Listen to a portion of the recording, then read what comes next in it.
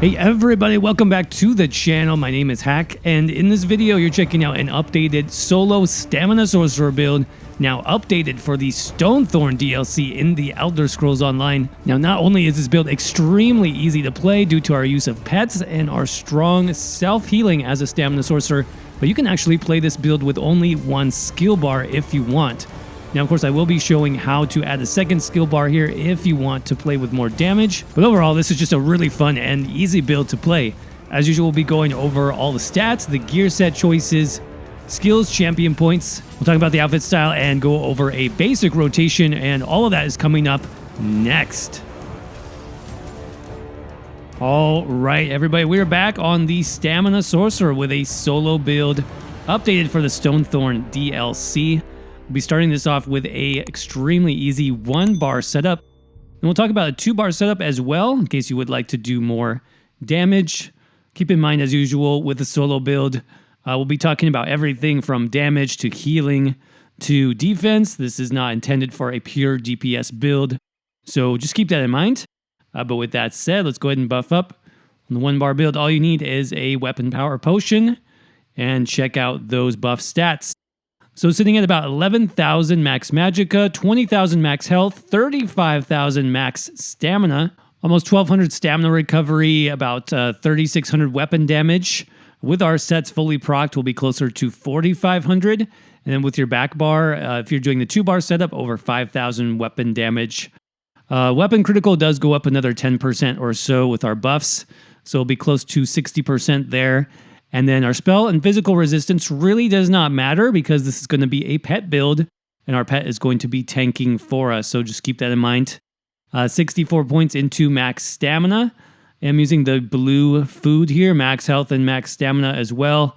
Using the Lover Mundus for the extra physical penetration, and then we do have our Clan Fear pet.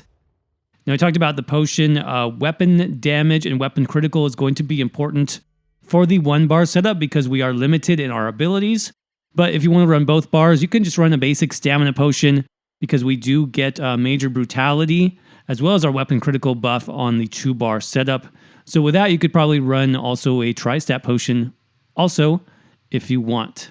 Finally, let's talk about the race. What race is optimal for a stamina sorcerer? Well, as far as soloing, if that's really what you want to do all the time, I would definitely recommend checking out the Red Guard. For your race, you get things like reduced cost of your weapon abilities. You get the 2,000 max stamina, which is nice. And then Adrenaline Rush, probably one of the best stamina passives for soloing in the game. Currently, that gives you about 1,000 stamina back every 5 seconds. It's hard to beat that. Though, if you're more experienced, you really don't need the sustain on this build, honestly. You can do just as well with Orc, which gets more damage, plus more health, which is nice for soloing. Nor do you get more ultimate generation. Even Wood Elf, you get some extra stamina recovery. So it's not a big deal either way. It's going to make a pretty small difference.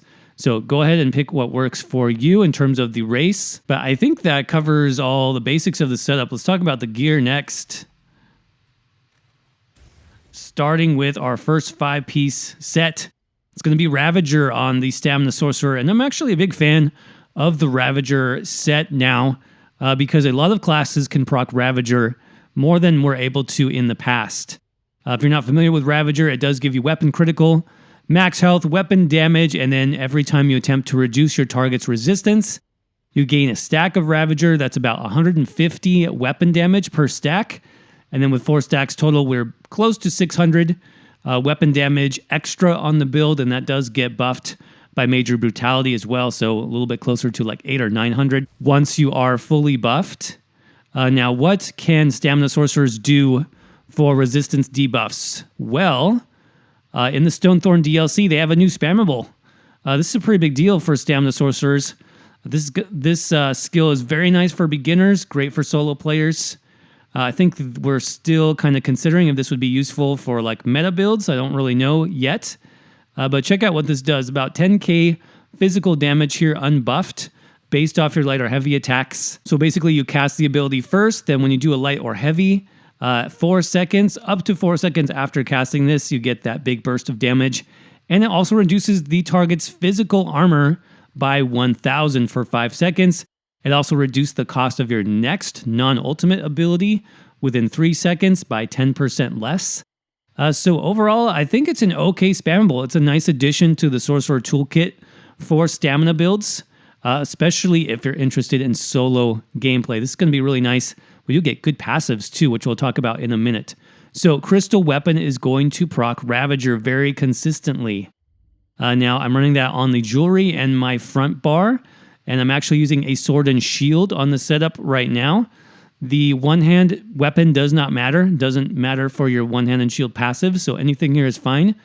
If you have the extra trait change gems, Nirnhond is going to be nice for the extra weapon damage on your front bar. Not only does this affect your damaging abilities, but it also helps you do more healing to keep your pet alive, so that's a nice trait to consider.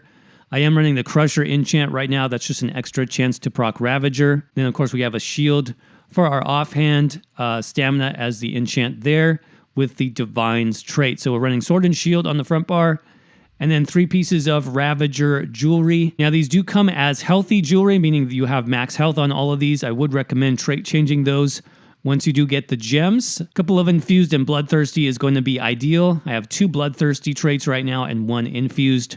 Weapon damage enchants on everything. So that covers our Ravager set. Then for our next set, we've got a medium armor set on the body. This is going to be the Dragon Guard Elite set from Southern Elsewhere. Pretty easy set to pick up. This is an overland zone, so you can get this from delves, overland bosses, or even treasure chests. It also is tradable, so you can pick this up fairly easy on guild traders. But this is a nice set for the Stamina Sorcerer. It gives you weapon critical, weapon damage, stamina recovery, all of which is good. And then this buffs are critical on the 5-piece here. You can see every time you do damage, you get a stack of Dragon Guard Tactics, 476 weapon critical, up to 5 stacks. The numbers there, that's basically about 2% weapon critical. So at the max stacks, that's an extra 10% weapon critical for your build. So really nice just to get your crit as high as possible. You can, of course, substitute other things here. You can customize the build as you want, but this is just what I'm using for my body set. So 5 pieces of medium. We've got the feet, legs, hands, waist, and chest, keeping the max stamina enchant on all of those, and then Divines as the trait. As far as the monster set, I think you have some options here as well. On this setup, I'm doing kind of the DAEDRIC themed summoner. I thought that was kind of a fun play style to unlock on this build. So if you're interested in that, Maw of the Infernal is what's going to make that work for your monster helm. This summons the Daedroth fire-breathing Daedra for you, does AoE flame damage, does single target damage as well. Very strong monster set. And this is very easily proc to you guys by light and heavy attacks. So you have a very good uptime on this. That's probably my favorite option right now. Of course, there are probably stronger stamina monster sets in the game, like Selene, for example. You get probably a little bit more damage from that. Even Stormfist is going to be nice on the Stamsorc. So those would be probably my top 3 picks right now. But again, Maw of the Infernal probably fits the theme of the build the best at this point. In terms of your weights on the monster helm, I think medium is the go-to here. Because again, your tank is not yourself, it's your pet in this case for this particular build. So you really don't need any heavy armor. So the extra, cost reduction and stamina recovery that we get from medium armor passives is probably the best here. Again, stamina enchants on everything. Divines is going to be your best in slot trait. So that covers our jewelry, our weapons, our body pieces. That's all you need for the 1-bar setup. Let's talk about the skills next. So starting off with Bound Armaments. This is another kind of DAEDRIC summoning themed skill. This is from the DAEDRIC summoning class line, of course. It's the last skill that we get here. Arm yourself with the power of Oblivion, causing your light and heavy attacks to summon bound weapons for 10 seconds, up to 4 times. So these are basically those floating kind of crystal-looking daggers that can follow you around. Looks amazing, and it's actually very easy to just add into your rotation because you should be light attacking between every ability anyways. Once you get to 4 stacks, you can go ahead and release those for extra damage. We do get extra max stamina and increased light attack damage while having this slotted as well. So not only does this fit the theme of the build, it's actually pretty powerful. So definitely use that. Then next up, we've got Heroic Slash from the One Hand and Shield skill line. This is our second ability here. This is really important for debuffing bosses. If you want to solo world bosses, one of the best things you can do is get the Minor Maim skill. That's 15% damage reduction for the boss for 12 seconds. Next up, of course, we have our pet, the Unstable Clan Fear. This is from DAEDRIC Summoning as well, our first ability here. The damage really isn't what you need for this. It doesn't do a lot of damage. What this will do, though, if you are solo, the Clanfear will tank for you. It will actually pull aggro from the boss, letting you kind of stay in the back and not take any damage. Now, obviously, you need to keep the pet alive if you want it to tank for you, so that's why we'll talk about healing in a minute. We already talked about the damage reduction with Heroic Slash. But the pet can also heal, so it heals you for about 6,500 and the Clanfear for about 3,000. That's just a quick burst heal. That's not where your main healing will come from. We'll see the main healing skill in just a minute. Then, of course, our spammable on this build, which we talked about, Crystal Weapon, the new DPS skill for Stamsork. Looking good. I do like this skill, especially on solo builds. You got the damage, you got the armor reduction, you got the cost reduction on non-ultimate abilities. Then you get good passives from this as well, so we'll talk about those. But this is from Dark Magic. That is the first ability here. This is basically now the stamina morph of Crystal Frags. Finally, on the 1-bar setup, we have our heal, which we were talking about, Echoing Vigor from the Alliance War skill line Assault. Now, this may look a little bit different to you since I am on the PTS. Echoing Vigor has now moved up. It is now before Rapid Maneuver, so you get this now earlier on in your Alliance War skill line. This means basically you can do just the intro to Cyrodiil quest and unlock this heal at level 10. So that's a great bonus for stamina builds. It's even better if you are just starting off, since you don't have a lot of solid healing on stamina classes in most cases. This is going to be a nice change for you.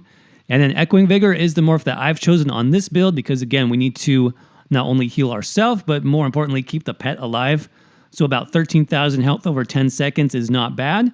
This will actually heal for more once we have our Potion active and Ravager fully procced. Then finally, our ultimate on this setup, following the DAEDRIC Summoning theme on this build, is going to be the Greater Storm Atronach. One of my favorite ultimates in the game for soloing. Check out that duration, guys. Almost 30 seconds of having your Atronach buddy on the ground next to you. He does shock damage, AoE damage. He does a stun when you first cast him. So, very strong ultimate. And like I said, it fits the theme of the build. So let's talk about the 1-bar rotation. You'll want to keep your potion up for your damage. You will want to buff your bound armaments. And then make sure you keep your heal up. Remember, that is a 10-second duration. Basically, you're just going to start with your Heroic Slash to debuff the boss. And then 4 crystal weapons. You can see at that point, I have my 4 daggers ready. I'll go ahead and release those. And then that's it. Just start over the rotation, Heroic Slash. Keep your healing up. 4 crystal weapons.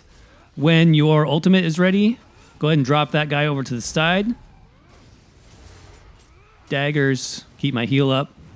4 crystal weapons. You can see my sustain is really good. My damage is great. And this is just a fun and easy rotation, you guys.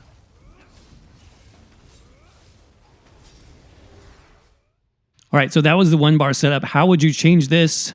For a 2-bar setup, extremely simple. Just add a bow to your back bar. This can be any bow you want. It really does not matter. If you have access to a Maelstrom bow, that will obviously be very good in terms of increasing your overall damage, but it's not required. The main thing that you will want is an infused bow with a weapon damage enchant. That's what's going to get you close to 5,000 overall weapon damage on the 2-bar setup. So that's all you need there. Just add the bow. Now, in terms of what skills you would run on the 2-bar setup, also fairly simple. I'm going to keep all of these front bar skills the same, except for Vigor. I'm going to move Vigor to the back bar.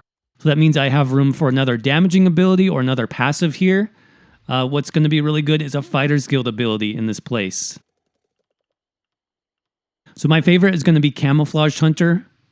That's going to give us free critical damage on the build.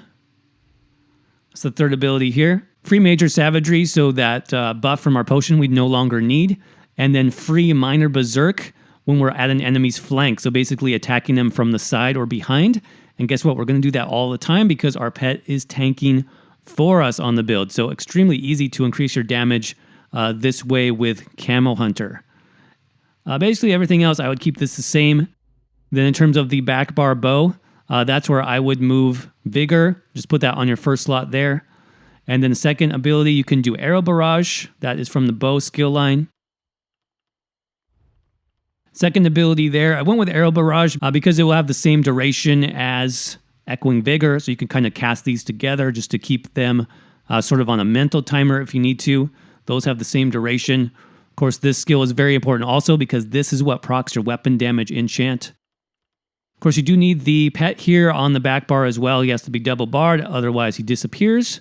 Keep that in mind. Then we just have our 2 buffs at the end. So Power Surge is from Storm Calling. This is the second to last ability here. Now you might be more aware of the Crit Surge morph, which heals you every 1 second. That's fine, you can use that too, but remember your pet on this setup is doing most of the soloing for you, so you really need to focus on keeping him alive more than yourself. That's why Power Surge is a nice choice. This is a AoE heal. So you can actually heal the pet every 3 seconds with this. This procs off critical healing, so either your Vigor, if this crits, then you'll heal the pet. Same thing with some of our passives, we get passive healing from those. And then Hurricane is also from Storm Calling, that's the second ability here. It's just some nice AoE damage over time. It's a pretty strong ability. Plus you get the armor, plus you get the movement speed. Very nice to have this on any Stamina Sorcerer build. And finally, the ultimate here, I just threw on Ballista. Ballista is going to be a nice single target burst ultimate. It's going to be great for doing a lot of damage in a short amount of time. That is, of course, from the bow skill line. Ballista is the preferred morph because you basically summon the turret. It does the damage for you while you can go back to your rotation. So let's talk about the 2-bar setup. How would that rotation work? Very similar. You just have a couple of extra buffs. Of course, you will want to keep bound armor up just as before. Then on your back bar, Surge and Hurricane, those are really the only buffs. Drop your Arrow Barrage, heal, bar swap. Make sure you debuff the boss with Heroic Slash and then just go into the same rotation. So 4 crystal weapons, and then use your daggers once that's ready. Go ahead and bar swap, heal again. Recast Hurricane. Drop your ultimate when you have it. It's pretty much how it works. You can also use your daggers just before you bar swap if you want.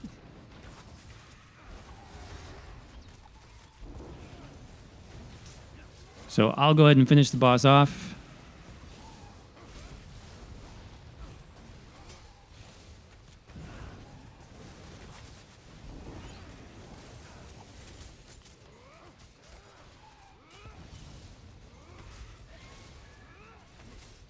If you lose your pet, don't worry, just resummon him as soon as you can. So we can take those hits for you. Go ahead and use my bow ultimate just to finish this guy off a little bit faster.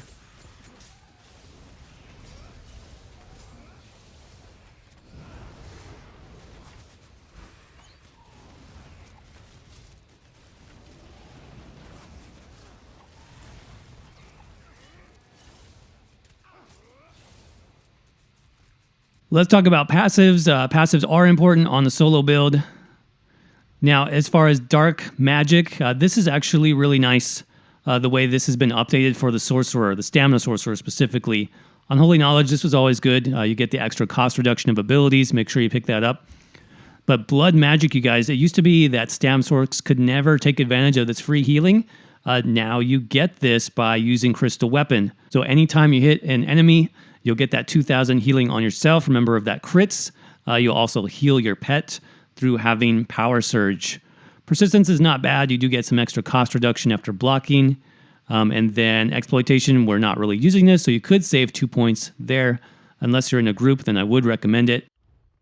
For DAEDRIC Summoning, basically all of these are good. Rebate, you get some extra sustain now. This was actually updated as well for Stonethorn. When your Clanfear dies, you'll get some extra resources back. Power Stone, of course, you get the cost reduction of ultimates. Very nice for soloing. DAEDRIC Protection, we actually get some extra stam recovery and health recovery from having our pet.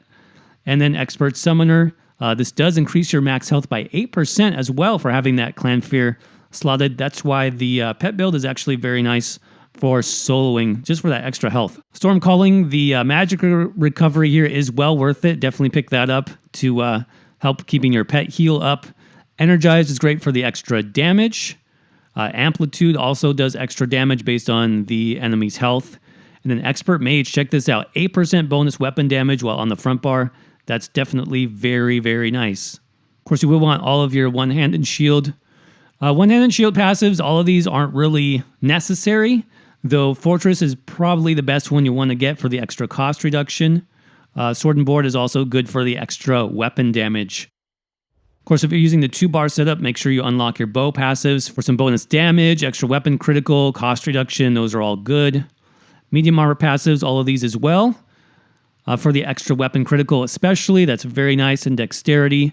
Windwalker gives you stamina recovery and cost reduction. Improved sneak, that's always an option. So you can save some points there if you're not sneaking. Of course, Fighters Guild, I do recommend these, especially on the 2-bar setup since we're using Camouflage Hunter. Slayer gives you a little bit of extra weapon damage. Plus you get some extra ultimate generation from Banish the Wicked. Very nice. Undaunted, if you happen to have this, make sure you put in 2 points here for Undaunted Metal. Gives you just a little bit of extra stats. Though we are using Vigor, you don't really benefit from these passives, so I wouldn't worry about those. Of course, you always do want your racial passives and then Alchemy Medicinal Use for the extra potion duration. Talk about champion points again for a solo setup. That's what I'm focused on here. So 37 Warlord, 29 into Sprinter, 43 Tenacity, 100 into Mooncalf, 40 Shadow Ward, 20 into Tumbling. In the blue tree, we got 11 into Blessed, 35 Physical Weapon Expert. Remember, we already get bonus light attack damage from bound armaments. So a 20% bonus here is pretty big, especially for 35 points. That's a nice bonus there. 61 into Master at Arms, 51 Precise Strikes, 56 Piercing, 56 into Mighty. Then in the red tree, 81 Ironclad, 1 into Medium Armor Focus, 37 Thick-Skinned, 64 Hardy and Elemental Defender, and then 23 into Quick Recovery. If you're curious about the outfit style here, these are mostly heavy armor pieces. So we've got the glass helmet. We've got the Thieves Guild chest. For legs, we've got Skin Changer. Feet and hands are going to be Thieves Guild again. For the shoulder, that's just from the monster set, which is Maw of the Infernal. Shield is the Ragada Shield. And then the one-hander there is the Worm Cult. All right, everybody, that's going to wrap up the solo Stamina Sorcerer 1-bar build for the Elder Scrolls Online.